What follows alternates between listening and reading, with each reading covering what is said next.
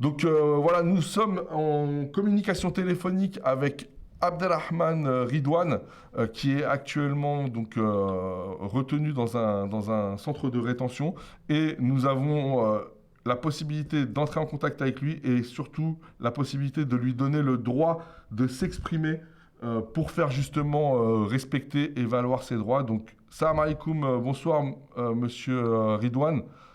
Et nous sommes heureux de pouvoir vous parler. On espère que vous allez bien. Et maintenant, on voudrait tout simplement vous laisser la parole pour que vous puissiez dire votre vérité. Je vous remercie, Monsieur Samir, je remercie votre média, Parole d'honneur, de me donner l'occasion de pouvoir m'exprimer depuis ma rétention ici dans le centre de rétention administrative du Ménil-Amelot, en région parisienne, où je suis arrivé depuis le 8 août, et vous êtes le seul média auquel j'ai eu accès depuis que je suis là. Et donc je vous remercie vraiment de me permettre de m'exprimer sur ma situation. J'ai été on va dire les termes exactement comme ils sont, condamnés par le Conseil d'État à être exclus du territoire français à la demande du ministre, l'ancien ministre de l'Intérieur désormais, M. Darmanin, qui a pris un arrêté ministériel d'expulsion à mon encontre le 4 août. Voilà, donc je suis Ridwan Abdelrahman, un militant associatif, président de la mosquée de Pessac et de l'association Les Alliés de la Paix. Je pense que j'ai l'intime honneur de cumuler à moi tout seul toutes les causes qu'aujourd'hui l'État français a décidé de criminaliser, notamment concernant l'islam et concernant la communauté musulmane à travers ses représentants, à travers ses imams, à travers ses porte-paroles.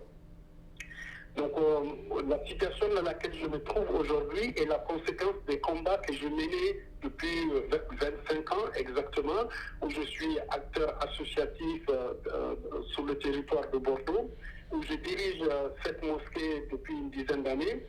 Et les griefs qui me sont faits par l'État français, c'est de lutter contre l'islamophobie, c'est de dénoncer la politique d'exploitation des pays africains. Je suis originaire du Niger, même si ça fait 34 ans que je vis en France, je suis un Africain, je suis un Noir, originaire de ce pays, le Niger, avec lequel aujourd'hui la France a des véritables difficultés sur le plan diplomatique.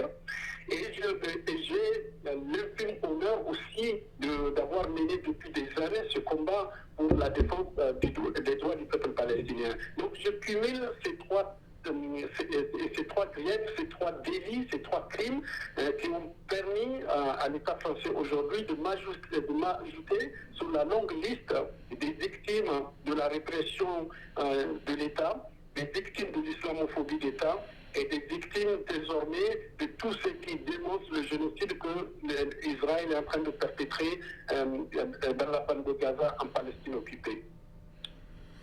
Merci beaucoup. Alors, ce que je voudrais dire, c'est que on est seulement pour nous à la première étape de ce travail que nous souhaitons faire pour vous et pour la cause que vous défendez, pour les causes que vous défendez.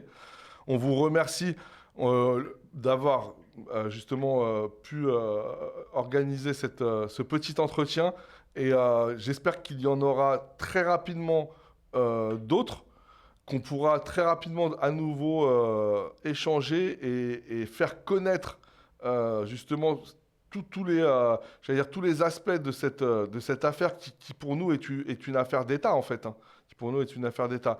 Donc, est-ce que vous aviez une autre chose à ajouter ou est-ce que vous aviez dit, on va dire de manière synthétique, en substance, ce que vous souhaitiez dire? Oui, en substance, c'est que je vous ai présenté tout à l'heure, il y a surtout ce cri d'alerte que je lance ici et que j'ai essayé de lancer à travers mes combats depuis plusieurs années. À savoir que aujourd'hui, la France est vraiment dans une crise autoritaire très très grave et qu'elle est en train de prendre ses distances de plus en plus avec l'état de droit et que les premières victimes de cette politique répressive, c'est les musulmans. et que ces lois d'exception qui sont votées depuis un certain nombre d'années, on va dire depuis 2016 avec les attentats qui ont endeuillé la France, l'état d'exception est devenu un état normal en fait. Ouais. Un état permanent. Oui, c'est devenu un état permanent, effectivement, en ce qui concerne l'islam et les musulmans. Et donc, ce que j'aimerais faire, c'est de profiter de ces petits moments que vous m'accordez pour attirer l'attention de tous les citoyens. Ce n'est pas uniquement une question qui concerne essentiellement les musulmans, même si aujourd'hui les cibles les plus directes de cette politique répressive, ce sont les musulmans qui payent le plus fort, mais c'est un cri d'alerte pour vraiment la défense des droits des citoyens. Parce que, comme disait Voltaire, si vous voulez savoir qui vous dirige, de quel régime vous êtes dirigé et par quel pouvoir vous êtes dirigé, regardez ce que vous ne pouvez pas critiquer.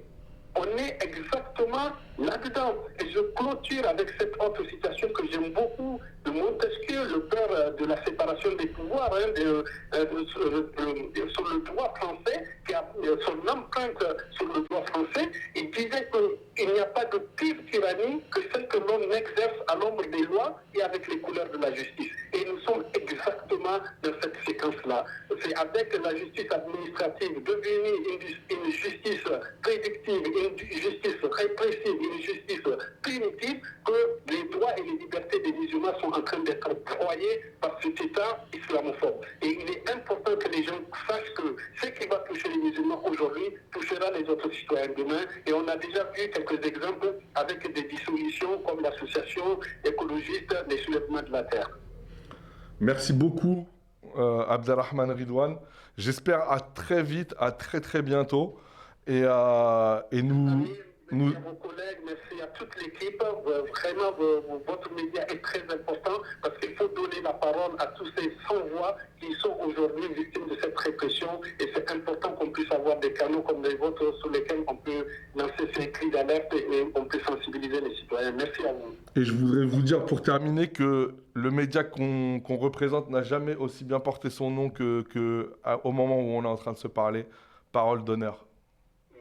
Merci. À bientôt. Salam alaikum. Salam alaikum. Salam alaikum. Portez bien votre nom. C'est tout à votre